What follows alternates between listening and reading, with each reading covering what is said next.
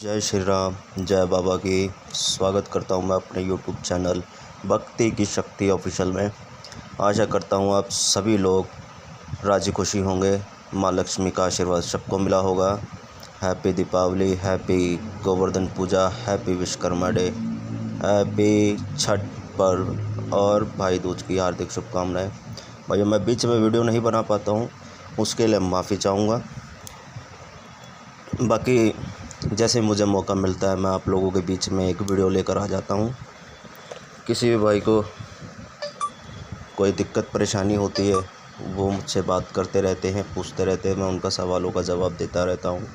बहुत सारे भाइयों से बात करने के बाद मेरी नज़र में एक ख़ास चीज़ आई है कि जहाँ तक देखो वहाँ तक बुलाकी का नाम छाया हुआ है, कहीं पे अच्छाई में तो कहीं पे बुराई में। अच्छाई में भी बहुत है और बुराई में भी बहुत है। एक आंकड़ा लगाया जाता है तो 100 में से 40% अच्छाई में है और 60% बुराई में है।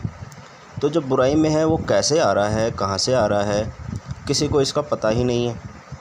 कि भाई ऐसा मैं मानता हूँ कि कोई भी देवी देवता हो, चाहे किसी भी शक्ति के मालिक हैं आप, या कोई भी बड़ी शक्ति है, छोटी शक्ति है, चाहे वो शमशान की, मरघट की, कहीं की भी हो, अगर हम किसी को छेड़ेंगे नहीं तो वो हमारा कुछ भी बुरा नहीं करेगी। मान लो कि एक गली का कुत्ता है, हम चुपचाप जा रहे हैं तो कुत्ता हमें कुछ कहेगा थोड़ी ना। अगर हम कुत्ते को छेड़ेंगे और कुत्ता बैठा हो तो क्या होगा, वो हमें दौड़ के काटेगा। जब हम उसी गली से सीधे चले गए बिना छेड़छाड़ के, ना उसने हमें कुछ कहा ना हमने उसे कुछ कहा। ऐसा ही समझ लो कि सृष्टि का नियम यह है कि जब तक किसी से बैर ना लो तो बैरी बनकर कोई नहीं आता। तो यहाँ पर बाबा बुलाकी का क्या कहना है, अच्छाई में तो हर जगह अच्छे काम ही करेगा और जहाँ बुराई में है तो वहाँ पर बाबा गलत काम करेगा। तो बुराई में आने का रीज़न ये है कि लोग गलत हो गए हैं। कईयों ने तो पहचान ही छूट गई है लोगों से कि बुलाकी मसान को पहचानना आम बात नहीं है, ये छलिया है, बहुत रूप बदलता है ना।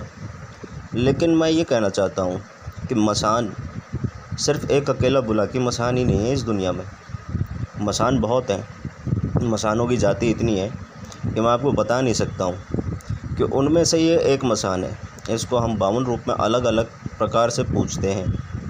तो हमने जिस रूप में पूजा हम हमेशा उसी रूप को जानते हैं, और दूसरा जिस रूप के बारे में हम नहीं जानते तो वो दूसरे मसान के नाम से जानते हैं। लेकिन बुलाकी मसान जिस नाम से पूज रहा है वो हमेशा बुलाकी मसान ही बताएगा, अपने आप को भी और अपने उस्ताद को भी। अब दूसरी चीज़ क्या है कि लोग, किसी ने किसी को बताया कि भाई तेरे घर में बुलाकी की खोर है।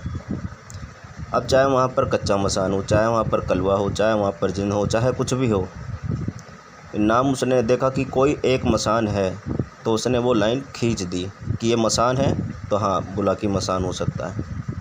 अगर मसान निकल गया तो वो बुलाकी मसान के नाम से ही जाना जाएगा, ना कि वो कच्चे मसान के नाम से, ना ही वो कच्चे कलवे के नाम से, ना ही वो कलवों के नाम से।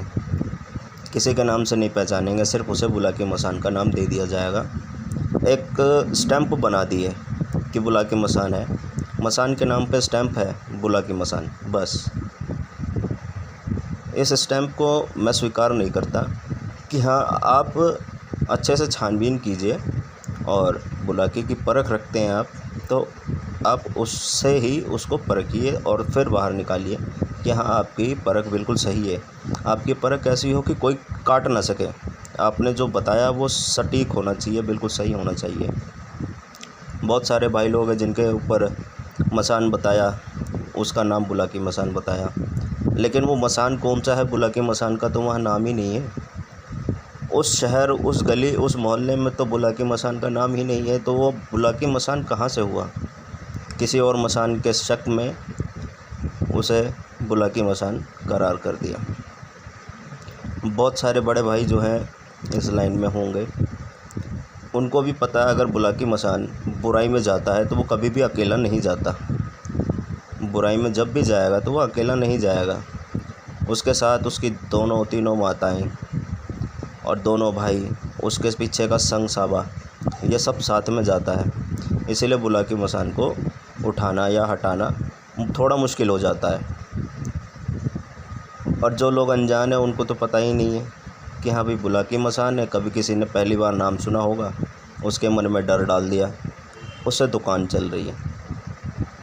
हम ये नहीं कहते कि आप दुकान मत चलाइए, चलाइए। जो काम साफ नियत के साथ होता है वो काम बेईमानी से मत कीजिए। आप उसके नाम को लेकर चाहे 10 रुपये कमा रहे हैं, कमाइए, लेकिन उसे बदनाम मत कीजिए और ना ही उसका नाम इस तरह से उछालिए। बुराई में सिर्फ क्या बुलाकी मसान ही रह गया है? कोई और देवता है ही नहीं।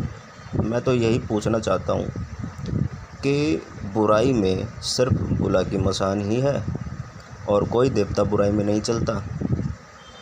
अगर नहीं चलता तो मैं इस बात से एग्री हो जाऊंगा, क्योंकि मैं जानता हूं कि बुराई में एक से एक देव, प्रेत, भूत, बिहार, चुड़ैल, जिन सब चलते हैं, अच्छे से अच्छे। और दूसरी बात है कि सबसे पहले आप, अगर किसी ने अपने घर में पुरखों से पूछता हुआ चला आया है तो उसकी छानबीन कीजिए। अगर पुरखों से पूछता आया है तो उसको भी आपने पूजना ही पड़ेगा, आने वाली पीढ़ी को पूजना पड़ता है अगर वो कुलवास में पूज रहा है।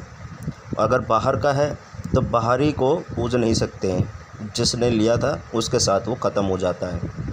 तो उसके लिए आप पहले क्लियर करें कि आपके पुरखों का है, कहाँ का है, और अगर वो बुराई में आया हुआ है तो आप उससे मनाइए, बनाकर शांत कीजिए, शांत करके आप उसे पूजिए। हटाया जा नहीं सकता, उसको मनाया जा सकता है।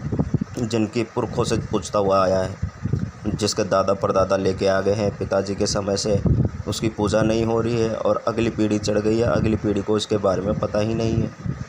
तो इसलिए आप लोग पहले अपनी पिछली पीढ़ी से निकालना शुरू करिए, खंगालिए, इतिहास खोलिए अपने परिवार का, तब आपको पता चलेगा कि कहाँ से किसकी गलती है।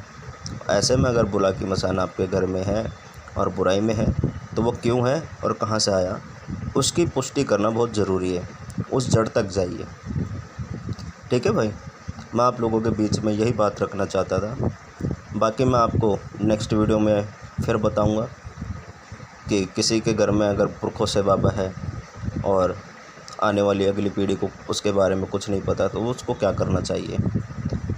उस वीडियो को मैं आपके बीच में लाकर जल्दी से पेश करूंगा। आज के लिए धन्यवाद। और जो लोग मेरे चैनल पे पहली बार आए हों, भाई को सपोर्ट करो। आप लोगों को मैं अच्छी ऐसे ही नॉलेज वाली बातें बताता रहूँगा, जिससे आप अपने जीवन में उतार भी सकते हैं या आप उसको फॉलो कर सकते हैं। आपको जो बात अच्छी लगे आप उस पर अमल कीजिए। जय बाबा की, जय श्री राम।